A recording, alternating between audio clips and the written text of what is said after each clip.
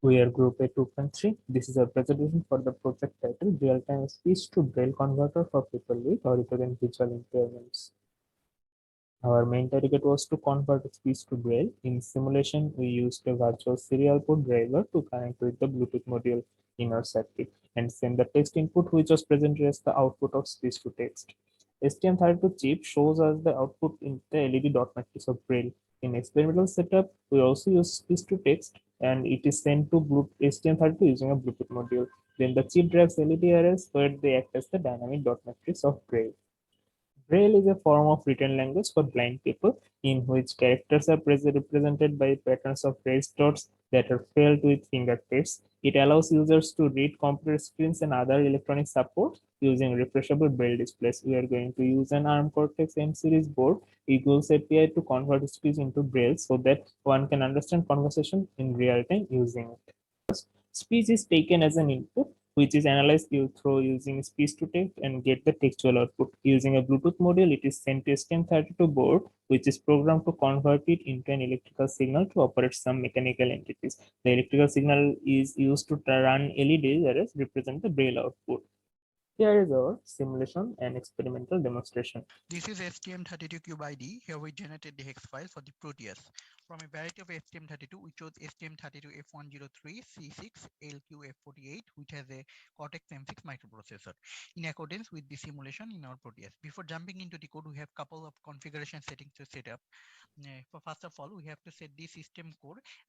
In the RCC settings, we have to choose the high-speed clock to crystal ceramic resonator, and also make sure that in our clock configuration the high speed external clock is selected, and high system clock and high speed clock are all 8 megahertz. After that, we again move to the connectivity settings and choose the USA RT1, which is a universal synchronous asynchronous receiver transmitter, and make the mode asynchronous. Also in the parameter settings, we have to change the baud rate to 9600 bits per second and the data direction to receive only, as in the in PA100 we only need to receive the serial data that comes from the Bluetooth HC05 or HC06 Bluetooth. After that, we have to choose the PV0 to PV5 pins as our GPIO output, which will actually light up the LEDs. After proper configuration, we actually generated the code from the code generator and make necessary changes in accordance to our system requirement. Now I will demonstrate the Proteus simulation part of our project. After generating the hex file from STM32Cube ID, we will use it in the program file of our STM32F1 Proteus component. And also one important thing to do is make the crystal frequency of this component to 8 MHz, similar to the STM32Cube ID clock configuration. Here, the PA10 pin of the STM32 is an asynchronous serial input data receiver port that receives input data from a Bluetooth module connected to the STM32 and has 6 output pins from PB0 to PB5. All these output pins are set to 1 until no input is received. When there is any input, some of them are forced to be 0 using the coding condition we created in STM32Cube ID. And we have these 6 LEDs to show the specific output pattern for each Braille alphabet. And here, this Bluetooth module is connected to STM32, which is receiving a text from an Android device that is converting the speech into text. And this Bluetooth module is used as our Android device to transmit the text via Bluetooth to the Bluetooth module connected to the STM32. As we can't have any Android device module in Proteus, we are generating text in this Bluetooth module and transmitting it to this one. And to connect these two Bluetooth modules, we used a virtual serial port driver and configured their physical port and virtual baud rate similar to the STM32 Cube ID configuration. Now I will show you how it will work. I'm writing here some alphabets, and it will light up the specific combination of LEDs for each specific Braille alphabet.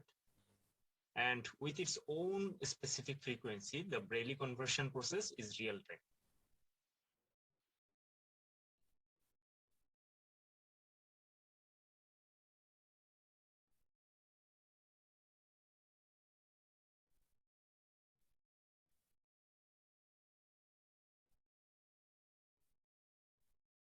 Our project is speech to braille generation for people with auditory and visual impairment. At first, for input interface, we have used Android Meets Robot Voice app. This app directly converts speech to text and sends it to a microprocessor through Bluetooth connection.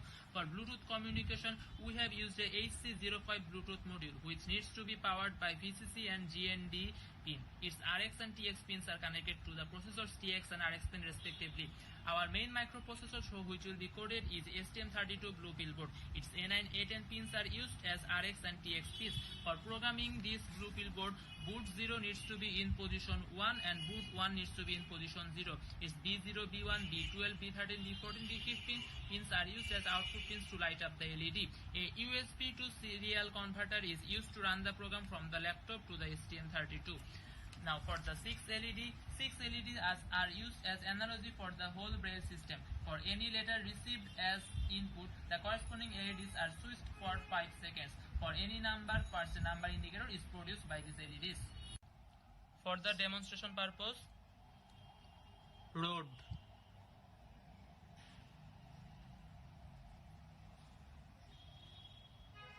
Here is the corresponding braille letter for R, and the LEDs are lighted up according to the R. Here is for the O. Next for A. Next for D. Another example, 15.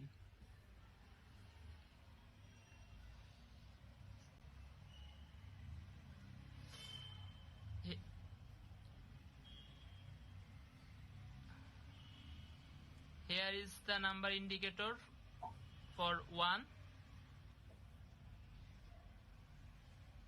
Then another number indicator for 5. Here are some snippets for both demonstrations. Our plan is to replace the LEDs with either piezoelectric devices or some small motor parts that can be felt through touch. For commercialization, we will also build a good case around it for protection and beautification. Also, we will reduce the latency enough to feel like real-time conversation. Finally, we plan to use less costly components so that it is affordable to more people. We had so much planned for this project, but due to COVID-19 situation, we had to compensate a lot. Though in the end, we managed to pull through everything.